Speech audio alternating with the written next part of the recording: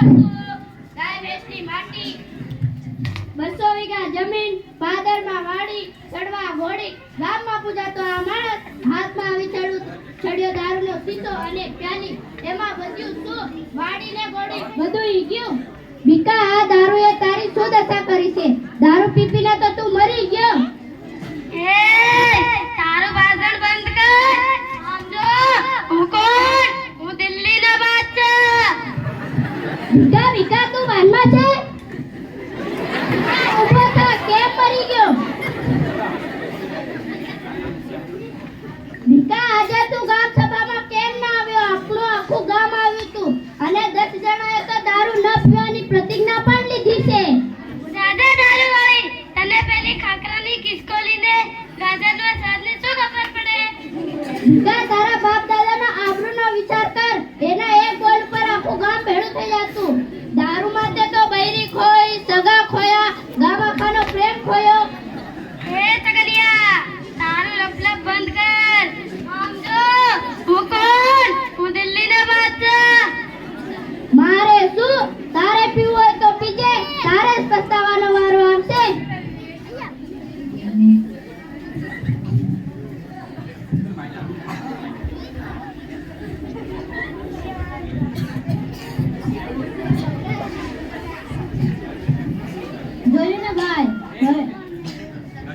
જોયું ને ભાઈ હવે રાજપાટમાં આવ્યા છે વાહ ભાઈ વાહ આ ભીકા જોડે તો સગા દીકરાએ પણ સાથ છોડી દો એ સાલો દારૂ જ નથી છોડતો દારૂ એટલે દાવાનળ સુખ છે બધું છીનવી લે જ્યાં મંગળ હોય ત્યાં પણ જંગલ કરી નાખે સોમવાલીને એક પ્યાલી બેવ સરખા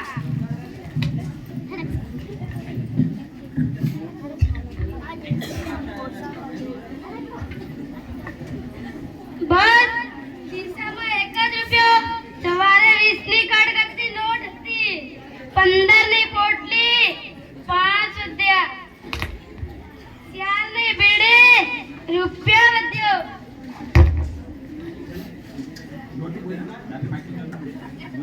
બીડી લીધા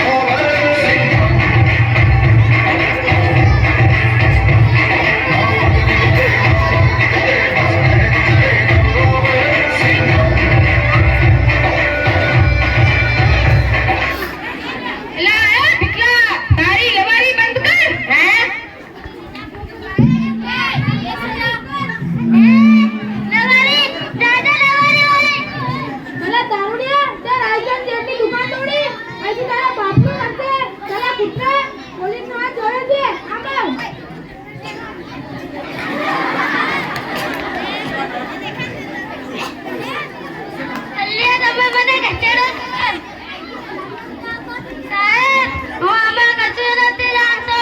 તારી કસમ ખાઉં. જાણે મારી કસમ ખાવાળી તારા જેવા દારૂડિયાના સંપર્કમાં ભરોસો કરે. સાહેબ, તમને ના મનાતો હોય તો ગામના સરપંચને પૂછો.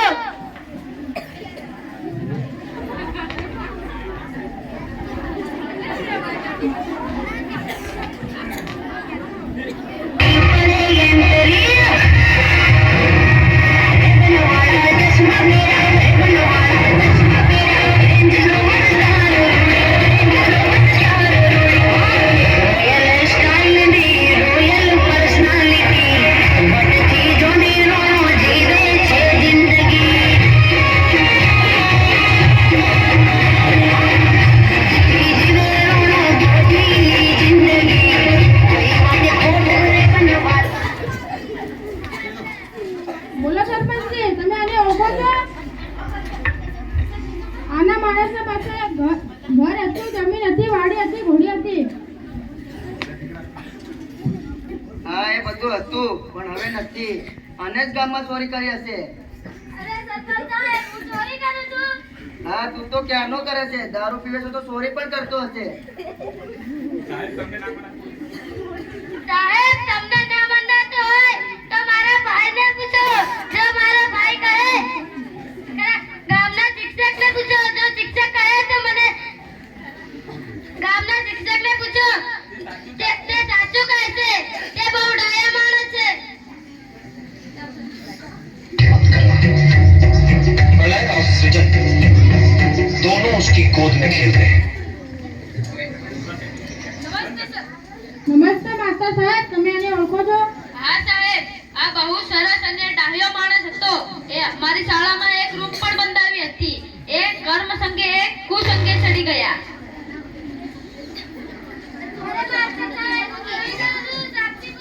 સાક્ષી કેમ પૂરા ભીખાભાઈ, તમે દારૂ પીઓ છો. દારૂ પીનારાની બુદ્ધિ નાશ થાય છે. બુદ્ધિ નાશ એ સર્વનાશ, એ ગીતાનો લેખ છે. આને પકડી લો.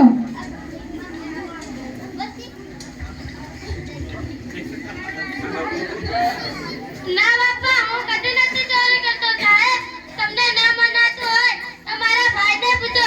જો મારો ભાઈ કહે તો મને પોલીસ જેલમાં પૂરી દેજો.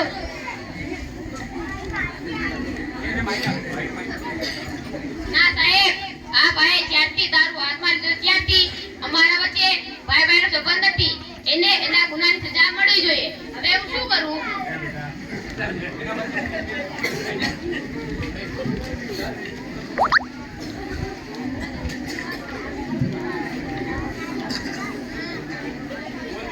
બોલો જીવન, આ તારે શું થાય છે? એ મારા પપ્પા થાય છે.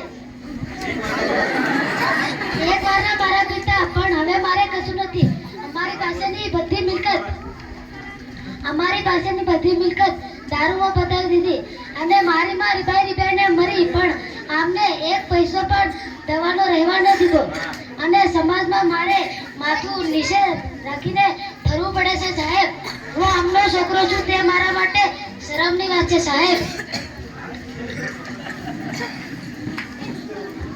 બોલ દીકરા, તું તો આખી રાત મારી સાથે જ હતો. તને તો ખબર જ છે ને, મને આખી રાત લોહીની ઉલટી થઈ છે. તો હું ક્યાં રાયચંદ શેઠની દુકાનના તાળા તોડવા ગયો હશે? તું બાપ દીકરાનો સંબંધ રાખ અને મારી સાક્ષી પૂર. પિતાજી અને પુત્રનો સંબંધ ચોક્કસ નિયમ હોય છે. પિતાજી, જે પિતા પોતાના દીકરાને સંસ્કાર આપે, ઉછેરતી પેઢીને નીતિ નિયમો આપે, સારી આદત પાડે, એને પિતા કહેવા લાયક છે. વર્તમાન સમયમાં મારું માથું ઝૂકી ગયું છે. ના ના ના, આપણે પિતા પુત્ર નથી. આપણે હવે કશું નથી.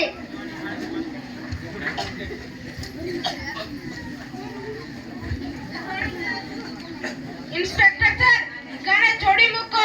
મેં એની સાક્ષી પૂરું છું કે એ નિર્દોષ છે. રાયચંદ શેઠ, તમે તો ફરિયાદી છો, આવું કેમ બને? સાહેબ, હું તમને સમજાવું છું કે આને પણ માણસ બનવાની તક આપો. બાકી આને પણ માણસ બનવાની તક આપો. આ બધું તમારી તરફેણમાં છે, પરંતુ મારો વિશ્વાસ કરીને આને મુક્ત કરો. આખરે પોલીસનો પણ એ જ ધર્મ છે ભીખાને ફરી માણસ બનવા એક વખત તક આપીએ. આ માણસને સબક શીખવવા માટે જ મેં આ બધું ગોઠવ્યું હતું સાહેબ. બાકી ભીખાએ ચોરી નહોતી કરી. મેં જાતે જ તાળા તોડાવ્યા. મારી એક પણ ચીજ ચોરાઈ નહોતી. મેં ભીખાને ઘણો સમજાવ્યો પરંતુ તે સમજ્યો નહીં. હવે મને ખાતરી છે કે આ મોતના રસ્તેથી પાછો વળશે. શેઠ, મેં કોઈ પણ દિવસ ભગવાનને નથી જોયા, પણ મેં આજે તમારા સ્વરૂપમાં જોયા છે. એટલા માટે હું આજથી દારૂને હાથ નહીં અડાડું અને જે પીતો હશે તેના ઘરનું પાણી પણ નહીં પીવું.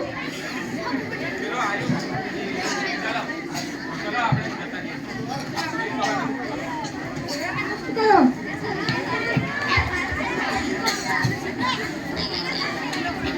બાપુજી, બાપુજી, પિતાજી મને માફ કરી દો. ના બેટા, તમે મને માફ કરી દો. હું દારૂ પી પીને હેરાન કરતો હતો ને, હવે નહીં પીવું.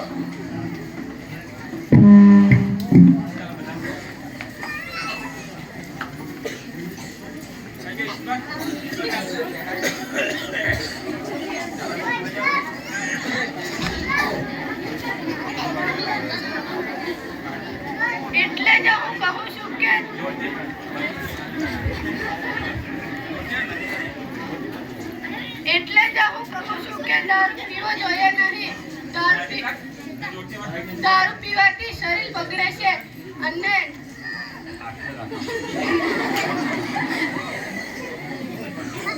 ઘરના લોકો જોડે સંબંધ બગડે છે, પૈસા બગડે છે. એટલે જ કહેવાય છે કે દારૂડિયો દારૂ પીતો નથી પણ દારૂડિયાને પી જાય છે. દારૂ એટલે